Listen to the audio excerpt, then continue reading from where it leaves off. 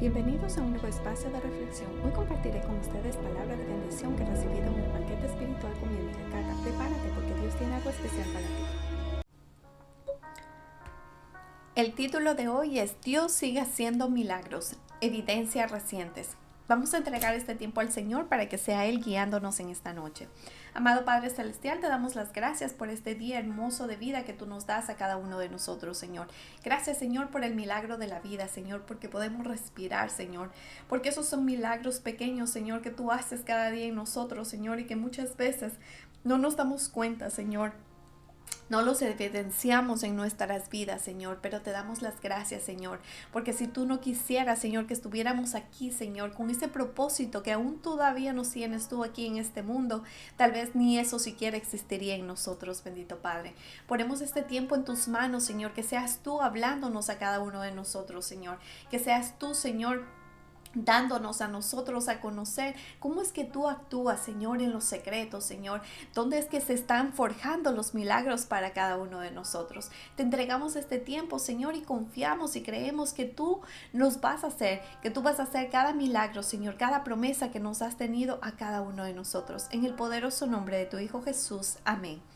Muchas veces sentimos que la presión de la vida diaria, de los conflictos, de las dificultades, de las enfermedades nos están consumiendo.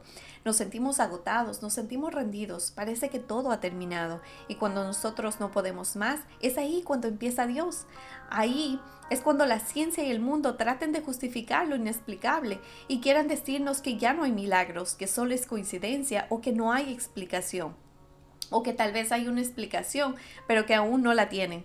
La respuesta es Dios, sigue haciendo milagros. Cuando muchos no lo quieren aceptar, ahí está Dios, ahí está Él obrando en lo secreto, en lo privado, pero también dando esos testimonios que nos hacen abrir nuestros ojos al mundo y seguir creyendo que Dios sigue obrando. Habacuc 1:5 nos dice, mirad entre las naciones y ved y asombraos, porque haré una obra en vosotros en vuestros días, que aunque cuando se os contare no la creeréis. Miremos cómo Dios nos habla en este pasaje. Él ya nos advierte que va a hacer cosas que tan sobrenaturales que no las vamos a poder entender, que nos vamos a sorprender. Y es así como han pasado tantas cosas en nuestras vidas que pensamos que solo pueden ser un milagro, cuando lo imposible se hace posible, cuando la cura para la enfermedad llega, cuando esa deuda es saldada sin entender cómo pasó. Ahí están los milagros, pero es ahí cuando estamos tan acostumbrados a lo natural que nosotros mismos negamos los milagros que vemos. Vamos a ver una historia reciente que aún sigue moviendo las redes sociales. Se trata de una mujer de 27 años. Paige tenía una vida normal hasta que un día llegó lo inesperado. Poco a poco se fue dando cuenta que su cuerpo empezó a fallar hasta quedar paralizada parte de su cuerpo, llevándola a visitar a varios médicos, a buscar respuestas después de su insistencia por ver la verdad, por la verdadera razón de su enfermedad, consiguió los resultados. Se trataba de un cáncer cerebral terminal etapa 4. El pronóstico no era nada alentador para ella, todo tenía en su contra. En tan solo segundos su vida estaba cambiando por completo, su vida se había terminado en un segundo. Empezó en tratamientos de radioterapia y quimioterapia con resignación, pero con fe, y meses duros pasaron por encima de ella. Ella lo veía, lo iba todo documentando porque sabía que había algo especial en su caso. A pesar de su dolor, a pesar de las consecuencias secundarias que estaba trayendo estos tratamientos, de lo que estaba viviendo, pero todavía seguía ahí, esa esperanza mínima, con una fe en su corazón que no aceptaba lo que el mundo le decía. Cuando el mundo le decía, ya no hay cura, ya no se puede hacer nada, los médicos dicen que ya no tiene solución. Y después de un año vino lo inesperado. Cuando realizaron los nuevos escáneres cerebrales, ya no había nada. El tumor, que estaba del tamaño de una pelota de golf, se había desaparecido. Los médicos no lo entendían. Incluso hasta ahora su caso es presentado como una analogía, como una anomalía médica. Otros dicen un posible milagro. Los médicos aseguran no haber visto antes ningún caso como este, que un tumor tan grande desapareciera sin cirugía. Lo que para muchos es anomalía médica, nosotros podemos ver que simplemente es un milagro de Dios, que Dios sigue obrando, que Dios nunca ha parado de hacer milagros. y que si Dios pudo hacerlo sobre otras personas, también lo puede hacer con nosotros. Job 37:14 nos dice: detente y considera las maravillas de Dios. Este versículo nos invita a hacer una pausa y a contemplar la grandeza y la sabiduría de Dios manifestada en la creación y todo lo que hace en nuestras vidas. Muchas veces pasamos corriendo y nuestra vida pasa tan rápido que no nos detenemos ni siquiera a agradecer por todo lo que Dios ya hizo y está haciendo en nuestras vidas. Es un llamado a hacer un alto y a pensar por qué estamos agradecidos, qué ya ha hecho Dios en nosotros y detenernos a ver si ya empezó su obra, porque va a dejarla incompleta, porque nada de lo que Dios hace se queda en pausa. Todo tiene un principio y un fin. Tenemos tantas cosas que ya nos está dando Dios, que nos quejamos y murmuramos por las que aún no vemos. Isaías 30:15 nos dice: en descanso y en reposo seréis salvos, en quietud y en confianza será vuestra fortaleza. Y no quisisteis. Este pasaje también nos está diciendo que tengamos calma, que paremos de ir deprisa, que nos quedemos quietos y nos dejemos, porque el tiempo de Dios es perfecto, pero necesitamos ese tiempo para escuchar a Dios, para reflexionar en lo que Él ya ha hecho en nosotros, para fortalecer nuestra fe y seguir confiando que Él lo puede hacer una y otra vez. Que esas oraciones no se quedan en el aire, que cada una es escuchada. Dios mismo nos da las respuestas, las estrategias, nos enseña a orar, nos enseña a clamar por esa causa por la que tú estás luchando. Nos enseña a ir en diferentes direcciones, nos enseña a escucharlo. Él mismo nos muestra lo que nosotros no podemos ver en lo natural. Él nos revela lo que en secreto, en intimidad con Él. Pero necesitamos tomar una pausa, tener calma y escuchar su voz, tener esa armonía con Él. Dejarnos que Él se encuentre con nosotros, que Él sea el centro de nuestras vidas, que Él nos dirija.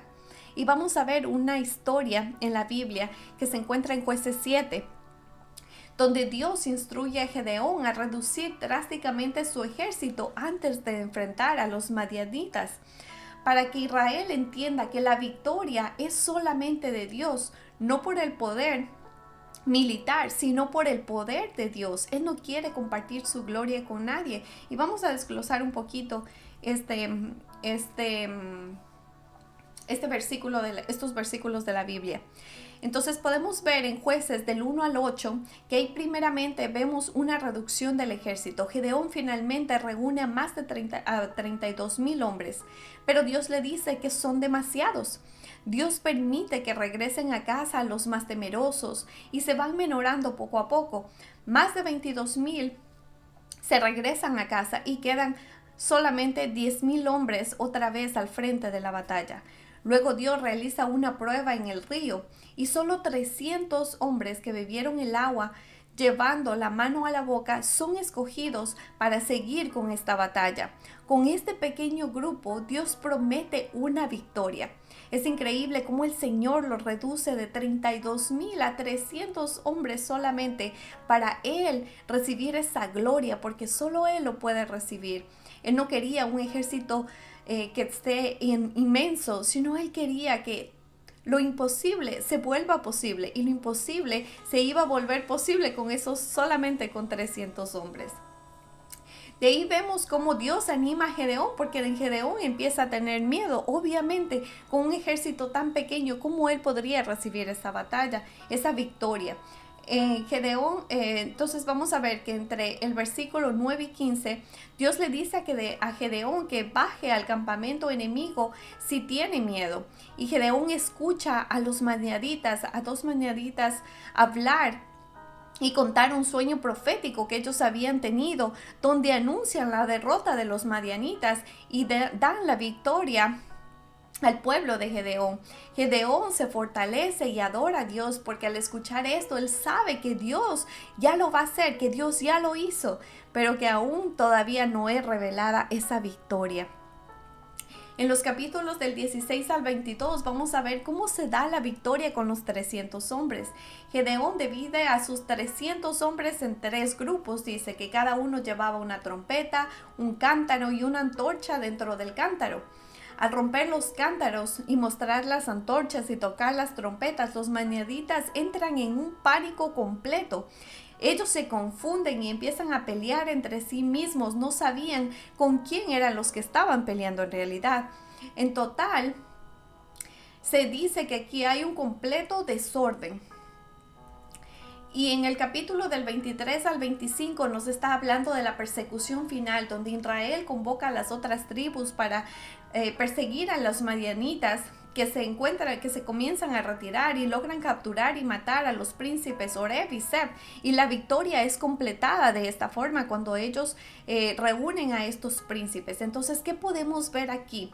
Que Dios obra la salvación con un poder sobrenatural, dejando claro que la victoria no depende de la fuerza humana, que no depende de los recursos con los que nosotros estamos peleando aquí en la tierra, sino todo viene gracias a su intervención divina, que toda la gloria es para el Señor, que el Señor lo puede hacer, que aunque todo parezca imposible para los ojos humanos, para el Señor nada es imposible. Y Él va a abrir caminos y Él va a abrir confusión, así como abrió en los madianitas, que ellos mismos se mataban entre sí, que ni siquiera necesitaban estar peleando los hombres de Gedeón, porque ellos mismos se mataban.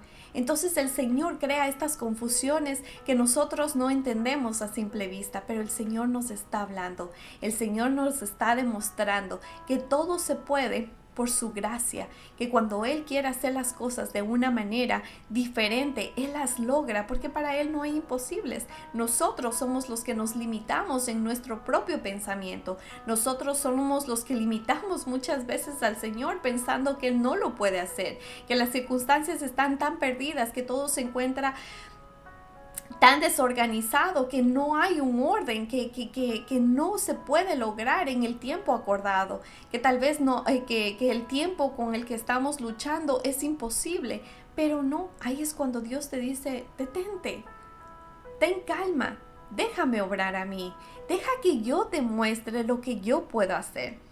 Y hay un versículo hermoso en Zacarías 4:6 que nos dice y nos demuestra esto: no con ejércitos ni con fuerza, sino con mi espíritu, ha dicho Jehová de los ejércitos.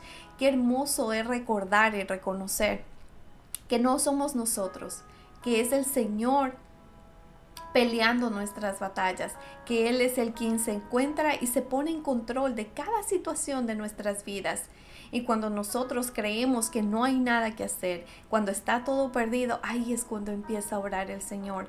Pero el Señor necesita que nosotros primero le entreguemos nuestro poder, nuestro propio yo, nuestro propio consentimiento al Señor, y nosotros dejar de hacer nada, porque el Señor no necesita nuestra ayuda. Nosotros lo único que debemos hacer es orar, entregarlo al Señor, interceder y nada más, y confiar y tener fe que el Señor lo va a hacer en su tiempo, como Él lo decida y al tiempo que Él quiera, que no es en nosotros, que nosotros no necesitamos hacer nada físicamente, que el Señor lo puede lograr, que Él encuentra sus propios recursos para hacer esos milagros que ya tiene para nosotros. Entonces esto es una invitación a cada uno a confiar más en el Señor, a poner nuestra fe en Él. ¿Qué hubiera pasado si Gedeón no se hubiera dejado atormentar por el miedo, por la incertidumbre de qué es lo que va a pasar? Esa batalla no se hubiera dado. El Señor hubiera levantado a alguien más tal vez.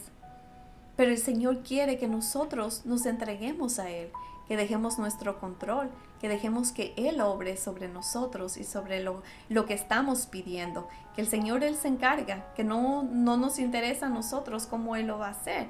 Él lo va a hacer, que después va a ser un testimonio para nosotros de que nosotros confiamos y que el Señor obra.